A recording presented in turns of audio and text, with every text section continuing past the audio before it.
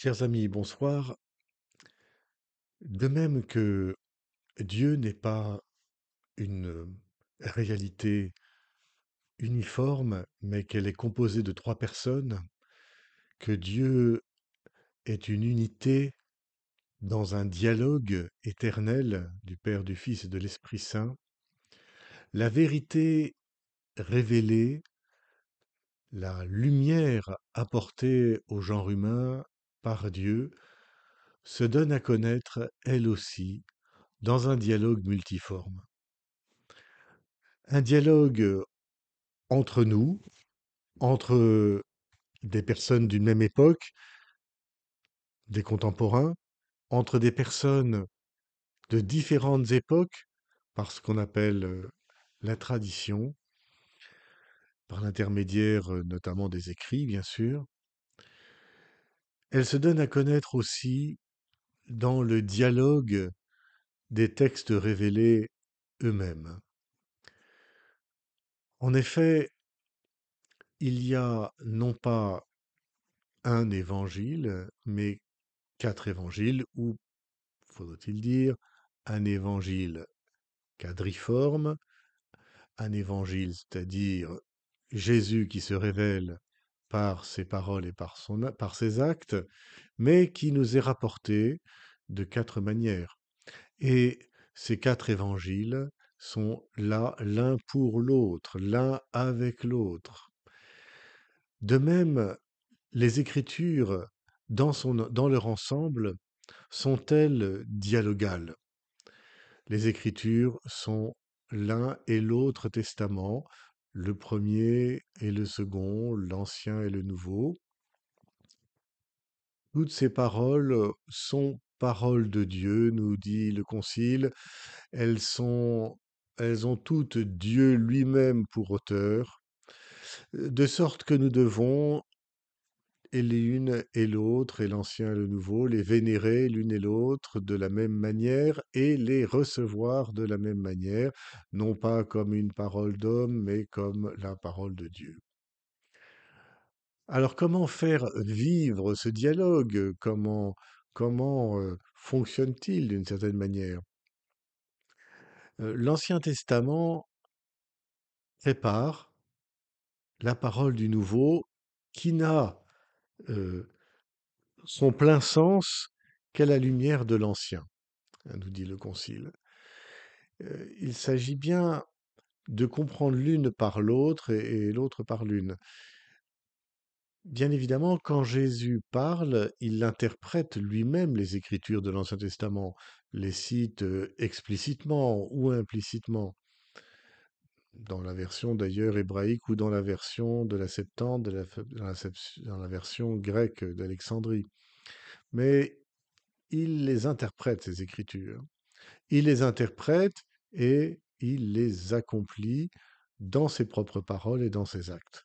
Ce que les prophètes avaient annoncé, ce que les patriarches avaient annoncé, ce que Israël, dans son histoire et dans ce qu'il en a rapporté, ont annoncé, se réalise dans la personne de Jésus. L'Israël rêvé, on pourrait dire l'Israël espéré plus exactement, un Israël fidèle au Père, fidèle aux promesses, qui rayonne de ses promesses et qui attire à elle toutes les nations de la terre, tous les peuples de la terre. Cet Israël, c'est la personne de Jésus qui, en elle-même, accomplit, et par sa vie et ses paroles, accomplit l'ensemble de ses promesses parfaitement aux yeux du Père et aux yeux des hommes.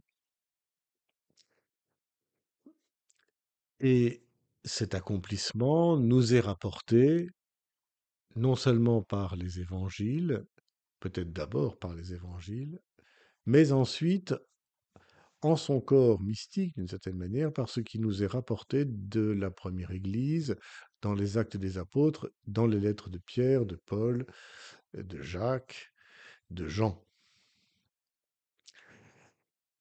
Ainsi donc, nous comprenons bien que la parole de Jésus, les actes de Jésus, sont vides de sens, de profondeur, si nous ne comprenons pas, si nous ne savons pas ce qu'ils accomplissent.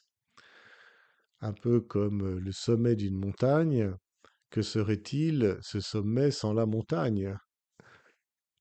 Vous comprenez, l'Ancien Testament donne chair, donne force, densité, donne réalité d'une certaine manière humaine à ce que Jésus accomplit dans sa vie et dans ses paroles et dans sa mort et dans sa résurrection.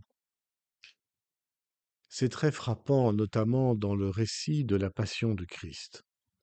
Quand nous prenons la peine d'aller lire dans l'Ancien Testament tout ce à quoi les paroles et les actes de Jésus font référence, ce que nous faisons notamment pendant le carême et surtout pendant les jours de la Passion, pendant le Triduum pascal, nous voyons dans l'Ancien Testament comme expliquer la portée de ce que fait Jésus. Rappelez-vous, c'était non pas ses péchés qu'il portait, mais nos péchés qu'il portait. Cela est-il expliqué par un théologien? Cela est-il dit par un commentateur de l'Évangile? Eh bien non, cela est dit par Isaïe, 500 ans avant Jésus-Christ.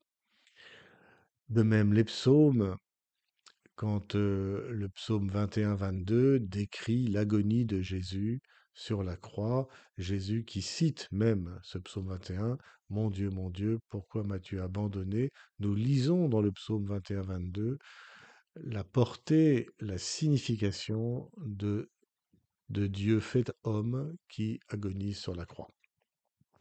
Ainsi donc, l'Évangile et l'Ancien Testament se répondent l'un l'autre, mais il est évident que l'Évangile euh, donne réalité dans la personne de Jésus et dans ses paroles, donne réalité à beaucoup de paroles, de promesses énigmatiques, incomprises pendant l'Ancien Testament, notamment les oracles du serviteur souffrant dont je vous ai parlé à l'instant sur la passion du Christ, qui restent pour Israël aujourd'hui un peu une énigme et sont d'ailleurs assez peu commentées, parce qu'elles vont trouver toute leur portée dans l'acte même de ce que Jésus va vivre, enfin dans la passion elle-même, vous voyez. Et il en est vrai de la passion comme un certain nombre de réalités qui sont exprimées dans l'Ancien Testament et qui trouvent leur lumière, leur réalité dans la vie de Jésus.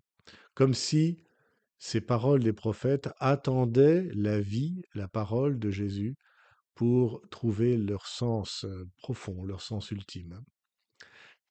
C'est à ce dialogue que nous sommes invités par l'étude de l'un et de l'autre testament, et nos Bibles catholiques nous y aident grandement. Vous n'avez pas, bien sûr, échappé à voir que dans les marges de votre Bible, euh, tout au long de l'Évangile et des lettres de Paul et de Pierre et de Jacques et de Jean, eh bien, il y a des références à l'Ancien Testament. Et grande est la consolation pour le chrétien d'aller voir dans l'Ancien Testament ces références, parce qu'alors tout s'éclaire.